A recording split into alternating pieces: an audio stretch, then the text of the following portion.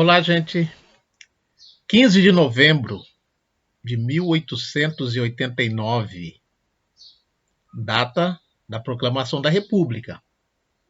Então, nós vamos falar em nossas postagens sobre a relação entre a população negra e a República Brasileira. É bom lembrar que 1888 foi oficialmente abolida a escravidão no Brasil. Um ano após, 1889, a proclamação da República. A República é uma palavra que vem do latim res publica, coisa pública. Então, no regime republicano, teoricamente, não deveria haver privilégios. Todos deveriam ser tratados da mesma forma. A gente sabe que no período imperial, determinados grupos sociais tinham legalmente privilégio uns sobre os outros. A família real, por exemplo, né? Era um grupo de excelência, cheio de regalias legais. No âmbito das eleições, por exemplo, na época do Império, só podia votar quem tinha uma certa renda. E só podia ser votado também quem tinha uma determinada renda. No Império, havia a escravidão. Na República, não mais. Deveria haver escravidão e não havia, de fato, legalmente.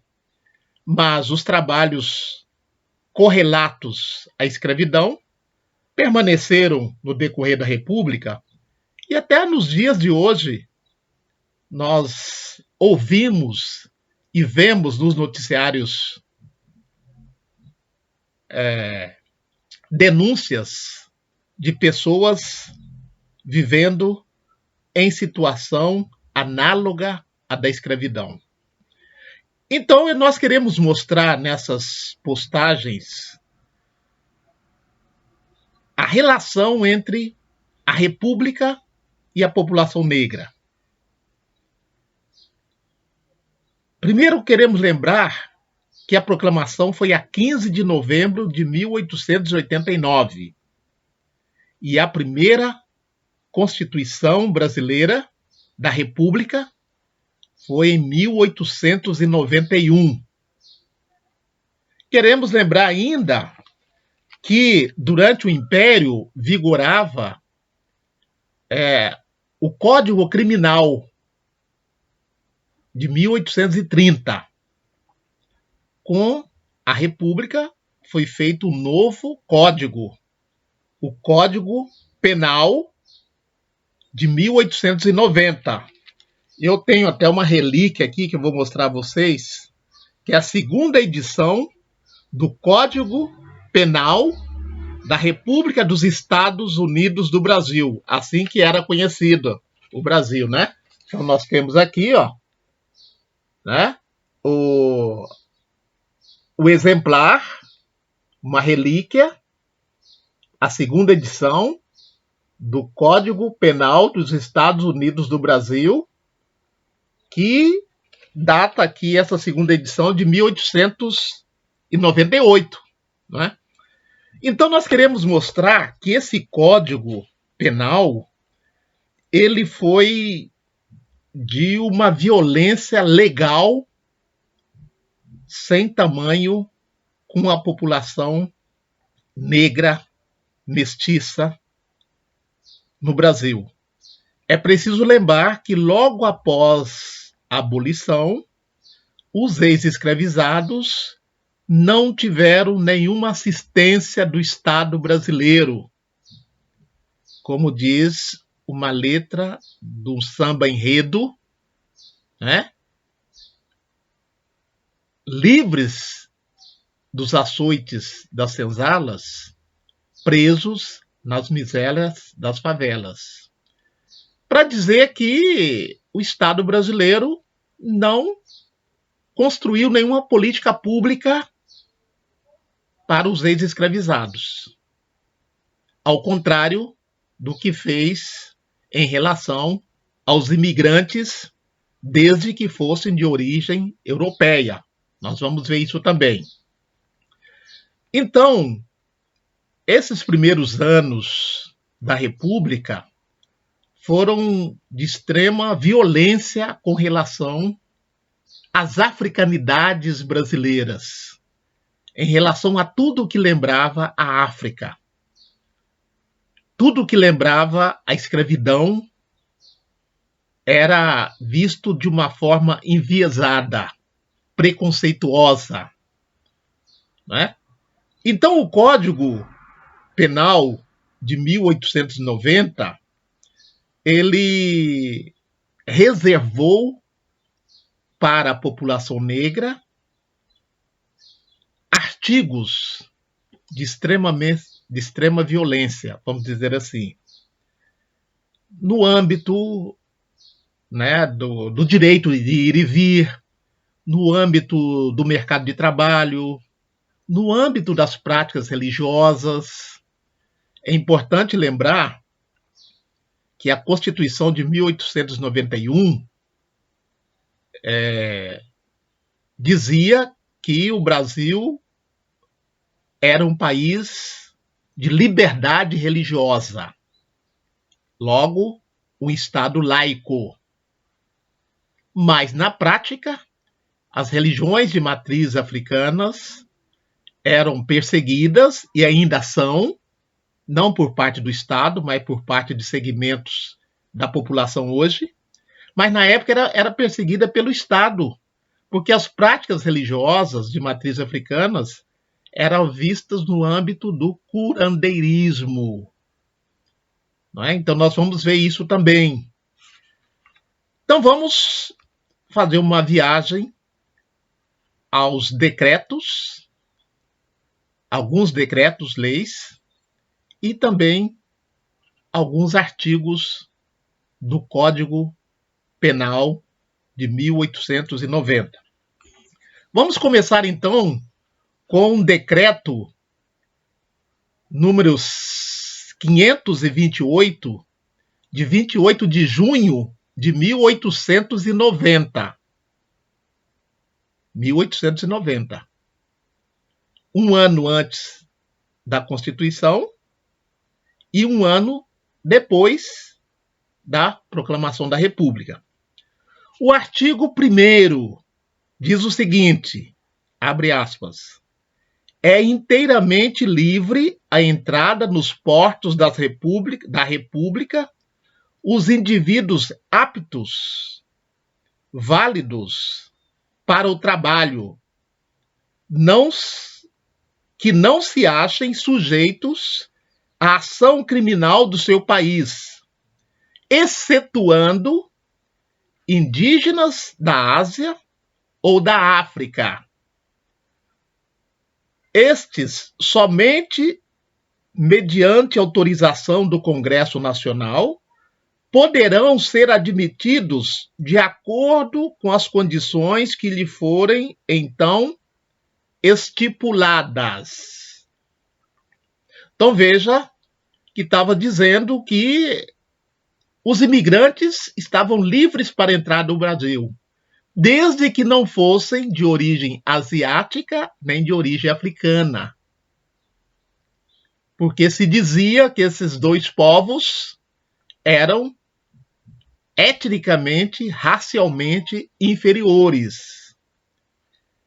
Então, no projeto da República, havia um dispositivo que visava embranquecer o país, trazer para o país imigrantes europeus, porque achava-se que o Brasil era muito negro, muito mestiço, e as teorias científicas da época, chamadas de teorias racialistas, diziam que se o Brasil continuasse com esse contingente populacional, ele não sairia do atraso. O artigo 2º desse mesmo decreto diz o seguinte, ainda sobre a questão da imigração, ou da proibição de imigrantes asiáticos ou africanos.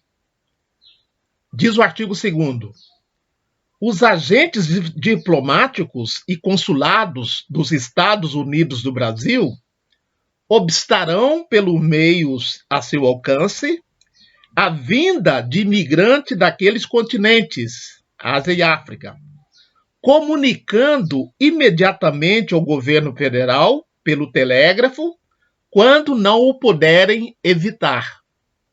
Ponto. Artigo 3º.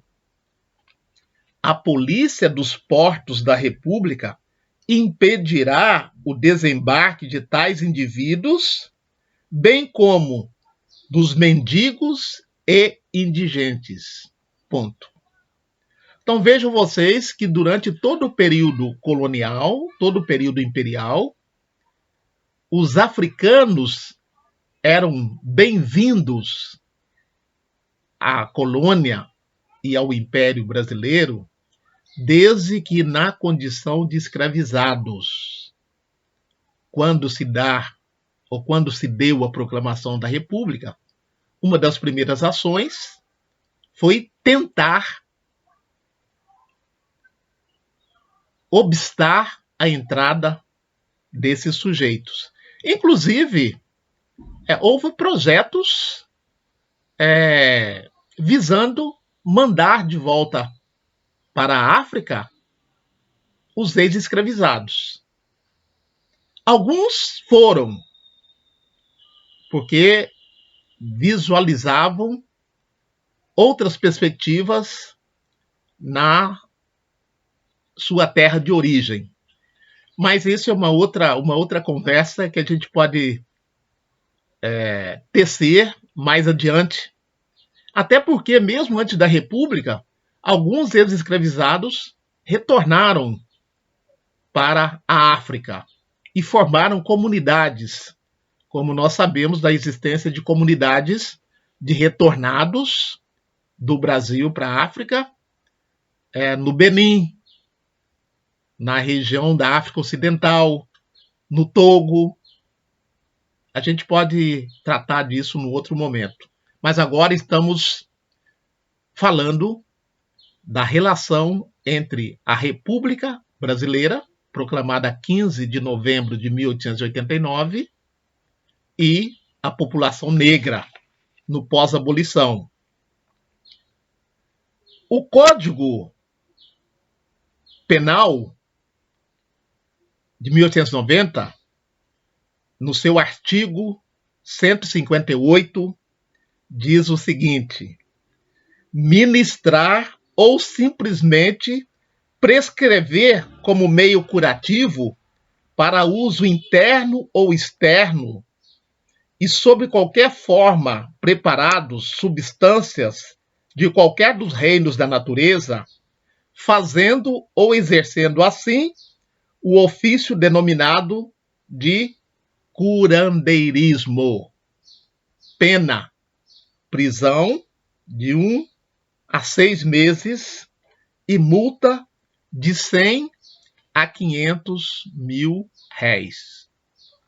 Vejam vocês, no imediato pós-abolição, a grande maioria egressa da escravidão não tinha os seus meios de subsistência o suficiente. Muitos deles sequer emprego tinham. Então, muitas vezes, até pela questão da tradição também, os recursos para curar a doença eram as ervas, as plantas, né? As práticas rituais de ancestralidade. Então, a presença das benzedeiras, das curandeiras, era muito comum na sociedade do início da República. E essas pessoas, que muitas vezes adquiriram esse conhecimento dos seus antepassados, pelo Código Penal, passaram a ser vistos como praticantes de uma medicina ilegal, né? Prática ilegal da medicina. Era mais ou menos assim que se dizia. E esse código também, no seu artigo 157, dizia que a prática do espiritismo, magia e sortilégio era crime, né? Que era uma forma, segundo eles, uma forma de iludir a população inculta. E as penas para esse delito também era de 6 meses, né? De 1 a 6 meses, e multa de 100 a 500 mil réis. Nós tivemos a oportunidade de investigar um processo crime aqui da região de Zimbros, em 1890, onde um africano ex-escravizado foi preso por ter sido, vamos dizer assim, ter sido inscrito desses 2 artigos do Código Criminal de 1890. Nós falaremos do José Cabinda e das suas práticas curativas. Continue com a gente. Nas próximas postagens, continuaremos a falar sobre a relação da República Brasileira e a população negra brasileira, em sua maioria egressos da escravidão e seus descendentes. Africanidades Conectadas. Inscrevam-se, divulguem, participem.